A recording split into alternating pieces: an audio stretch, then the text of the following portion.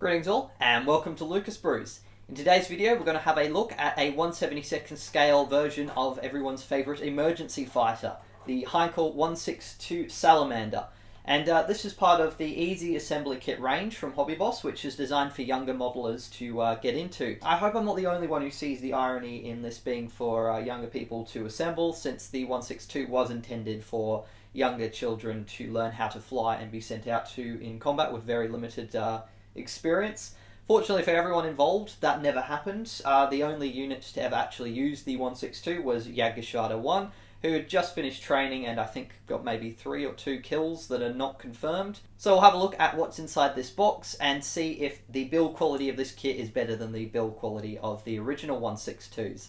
As usual with my inbox videos, we'll start by having a look at the box. And to be honest, on the cover is a model of the HE-162 that honestly looks about as cheap as the real aircraft probably was. It just doesn't really look too appealing in my opinion, but oh well. Maybe the box contains something that looks a bit better than the cover. It does have a little piece at the bottom here that says actual model may vary from image on the box, which in my opinion is absolutely hilarious. On the top here we've got the titles and the Hobby Boss logo, 72nd scale, a few details about the dimensions of the real kit. So it's got a little easy assembly authentic kit sticker here, which is Hobby Boss's little branding for their basic assembly kit range. It says ages 14 plus, which to me seems a little bit high. Personally, I think you could be a lot younger and assemble this, as you will see. Nothing too much on the sides here, apart from some pictures of the finished model, and yeah, I don't know, somehow it looks a little bit better in these pictures, although it does look like someone forgot to add the nose weight in that one there. Repeat of the boxer on the side here, a little bit of detail about the history of the aircraft, and some slightly more appealing pictures of it flying through some sky backdrops there. And then on the back here we have the instructions and the parts map, and also the decal guide. So in the corner here you've got your parts map. As you can see, there's basically 2 sprues that are coloured, a single part there for the fuselage, the decal sheet, and the clear parts on a separate sprue there. As for assembly, it's really bloody simple. You basically take the fuselage and slap the wings onto it. Then you get the horizontal stabilizers, which come as one piece, and put them on the back of the tail section there. 2 vertical stabilizers, which slot into place on there. And there's a gun sight and a seat cushion for the pilot. Then on the underside, you put the landing gear into place. Doesn't look like there's an option to have the undercarriage retracted. Strangely, on the box front, it shows them retracted, but I suppose maybe it's not included. Although you probably could modify it easy enough to have them retracted. So you put your nose wheel, main landing gear in place, and the landing gear bay doors. Then you've got the engine, which has 2 internal parts, one for the front fan and one for the rear exhaust area. Then you stick the engine halves together, put them on top of the wings, put the canopy into place, and then there's a small little loop for the radio equipment. And as for colour guides, you've got 2 different scheme options included. One for Jägerschwader 1 or JG1 from May 1945, which, as I've said, was the only operational Heinkel 162 unit during World War II. So a pretty simple scheme, just 2 different shades of green, which is RLM 82 and RLM 8, but I think that actually might be a mistake, but I'll have a quick look. And then we've got just a all grey one with some Soviet red stars on it, which was part of the Russians' testing program. So anyways, that's the box and the instructions out of the way. Let's have a look at the plastic parts and see if they look a little bit better than the box art. So the old Hobby Boss kits aren't quite packaged as a regular kind of kit is. So you've actually got separate bags for all of the sprues, including a separate bag for the main fuselage, and then I believe the clear canopy comes in a separate styrofoam wrapping. So that's it for what's inside the box, and as you can see, there's not an awful lot to this kit. So I'll open the bags up and we'll have a little look at each of the parts.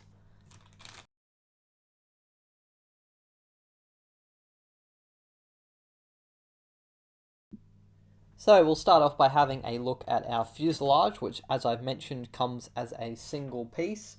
And as you can see, all of the details and the panel lines are recessed. There's not really too much though in the way of detail, and there is a bit of a nasty seam line. But overall it's not too bad. You've got all of the detail for the cannon or the machine gun barrels there. Looks like the ejector ports are molded as well. A little bit of detail on the inside of the landing gear with the small area where the nose wheel kind of goes up and would fit.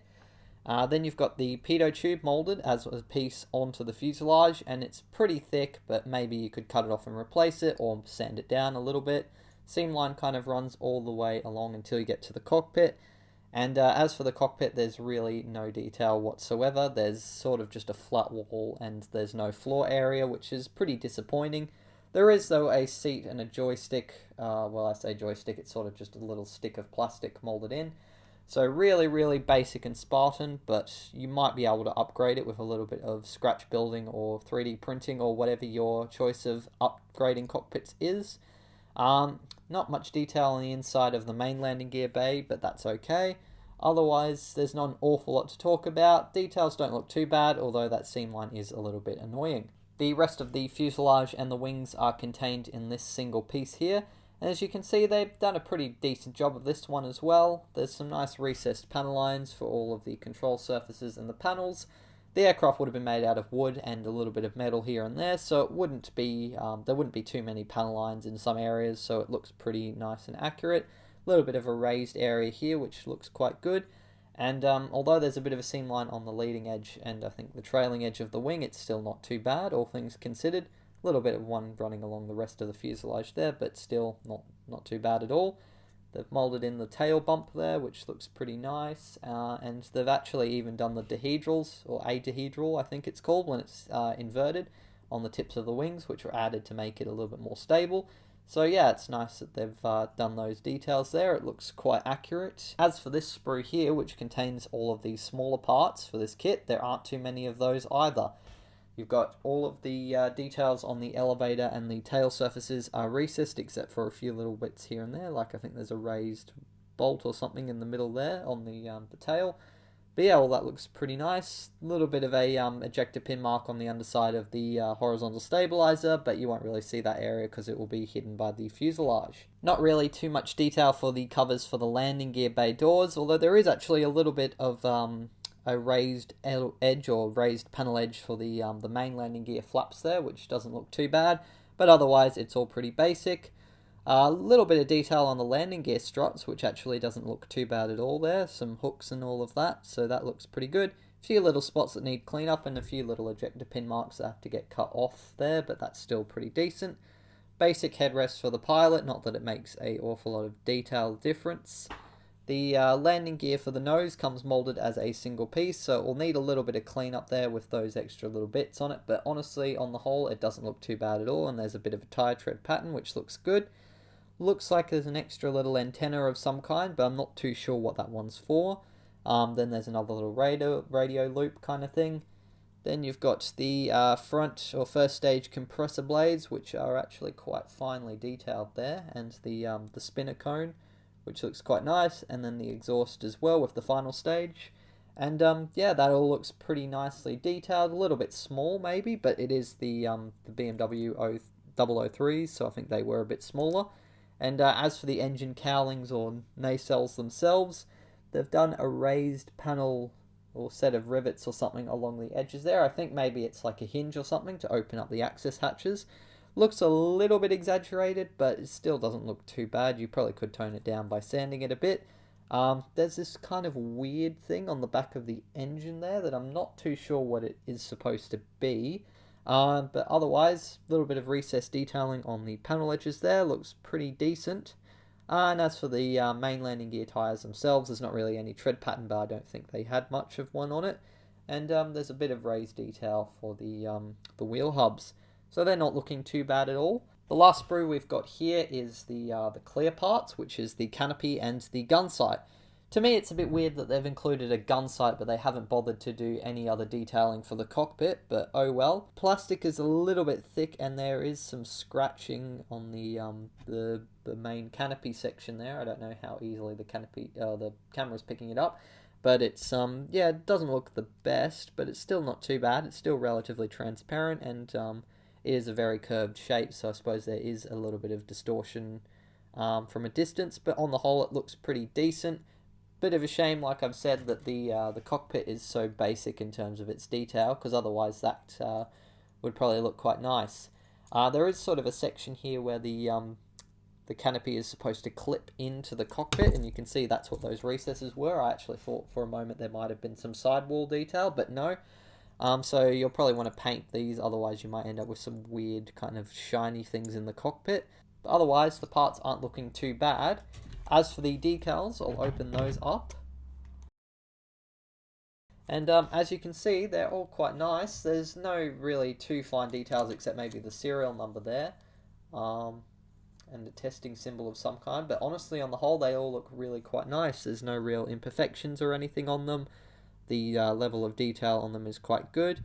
And yeah, it's nice, I think, that they've included both a German scheme and also a Russian one from the testing program.